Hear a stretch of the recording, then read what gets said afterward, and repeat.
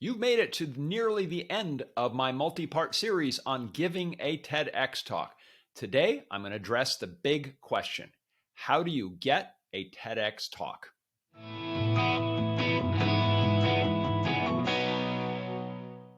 Welcome to Every Day a New Thought. I'm Thor Chalgren. Today, I'm going to share my experience and how I got a TEDx talk. And as I've said before, I'm going to underline this is my experience. Everybody else's may vary. I'm sure it does. For some people, it's easier. For some people, it might be more challenging. This is simply my experience, which I wanted to document because lots of people were asking me, how did you get a TEDx talk? So today, I'm going to describe my process of how I got a TEDx talk. And then tomorrow, in what I think will be the final episode, I'm going to talk about my experience of giving the TEDx talk and my insights from that. So first, let's talk about how do you get a TEDx talk? So I'll share with you what worked for me. So first, you are going to search for a good fit. And what I did was I went to the main TED site, and I think it's TED.com, but just Google that, you'll find it. And what you will start to do is look for events that are in the time frame of when you want to give a talk. So when I was doing this in July of 2022, I knew that probably the soonest that I would be ready to give a talk, just me personally, not even knowing whether there were any available, was sometime in January of 2023. So that's when I started looking for. So you'll plug into the TED site that you're looking for events in, say, January, February, March of that year. Once you do that, it's going to give you a list of all of the events that meet that criterion. You can say, I want events in the US or overseas or wherever you happen to be. You can say what events you want.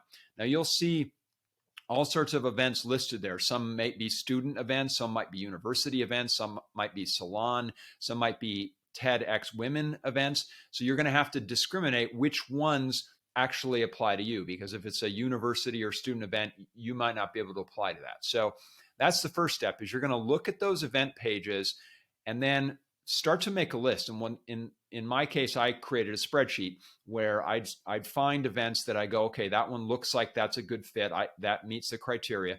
Then I would go to their website if they had one. If they didn't, I'd go to their Facebook page, their Instagram feed, wherever it was, to see if I could find out any information about that event. Now, in my own experience, what I did find was there are a lot of events that were listed on the TED site, but they did not yet have any information about their 2023 event. So you may find in some cases, and this maybe is affected more because of the pandemic, there was uncertainty about when in-person events could happen. But you may find that when you get there, they don't have any information about their event. There's nothing, maybe they have a date, but there's nothing more. So what I would do in my spreadsheet is I would just note that, okay, like on Monday of this week, I looked and there was no information. So I made a list of the ones where there was an application date, so that I knew that. I knew that there was that date that I could apply. The other thing I'm looking for is a sense of the organization itself. You'll get that sense from their social media feed, from their website, from their theme.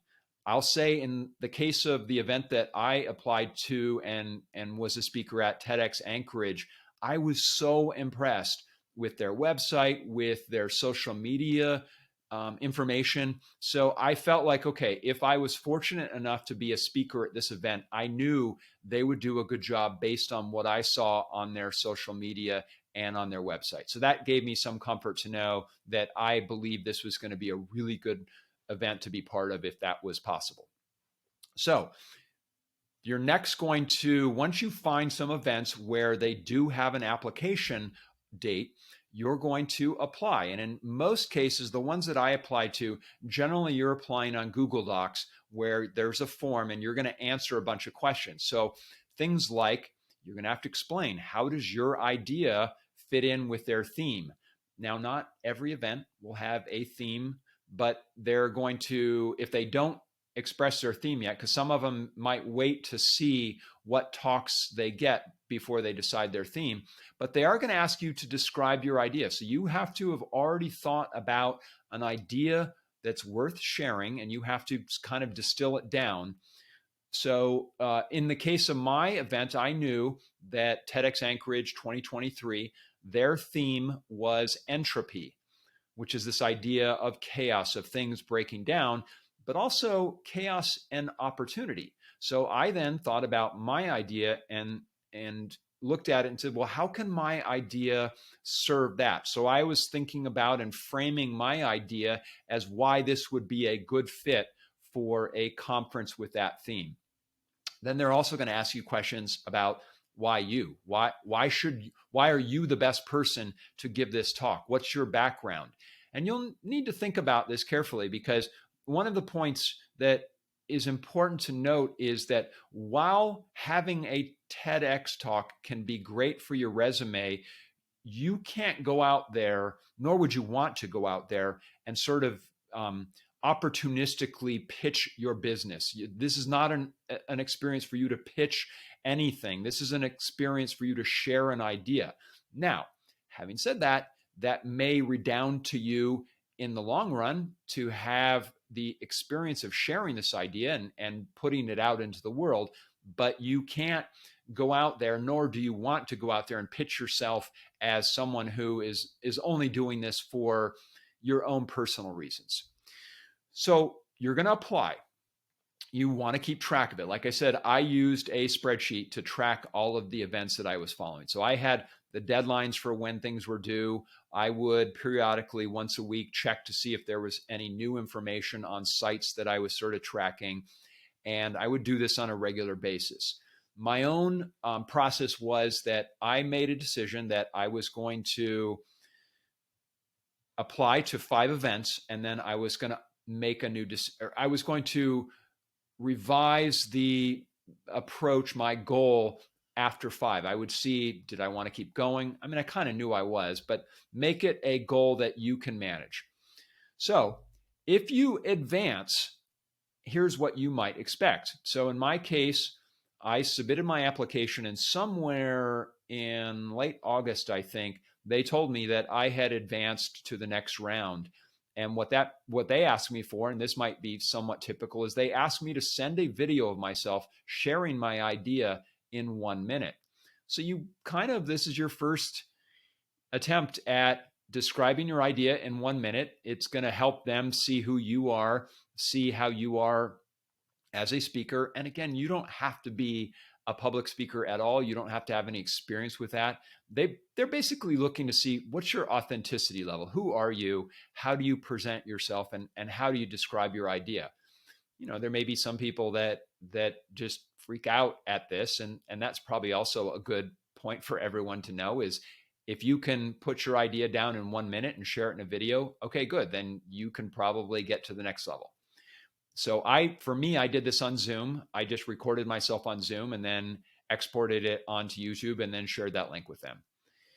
The next step, if you keep moving, and in my case, was I got to meet with the organizers, and we had a 15-minute meeting where all of them were on, I think it was Google Meet, and they would ask questions of me. So I was basically just answering the questions. So again, you have to be sort of prepared to explain your idea, to answer why you, just think about all of those questions. They probably also want to hear how you are on your feet answering these questions. And probably, at least I would assume, they want to make sure that you seem like a normal person. So if you get accepted, be prepared for the long haul. This could be a long process. I, as I said, decided that I was going to apply for 5 talks, then see what happened. That was my only goal. I wasn't like, I'm going to get a TEDx talk. I was like, I'll apply to 5, see what it's like. As I said, I kind of knew I'd probably keep going. But in my case, one of those first 5 that I applied to was Anchorage. But interestingly, I got turned down by others. In that first 5, I think there were 3 others that turned me down. And you never know why. It could be that my idea wasn't a fit for what they had in mind. Maybe it wasn't a fit for their location. I'll say that in my case, I did tailor my idea and think about how it would fit, knowing that it would be given in Anchorage, Alaska. So I did put some thought into making sure that it was an idea that fit for them. But at the end of the day, I applied to some that I didn't get accepted for, and I didn't take it personally when I got turned down. It actually felt pretty good because I got accepted by one, and that was my only goal. And as I say, I was thrilled with the one I got accepted to because they were just amazing to work with. So to wrap this up, I go back to why you have to be passionate about your idea and why you want to share it, because you're going to need that passion to sustain you through this process. It's a long haul, not only the applying, all the applications that you're going to fill out, but then once you get accepted, it's a lot of work to develop that. So tomorrow I'm going to wrap up the series, I think, with what is going to be the final show, I think, at this point, and that is how to give a talk. And I'm going to share my experience in giving a TEDx talk. So until then, thanks for listening.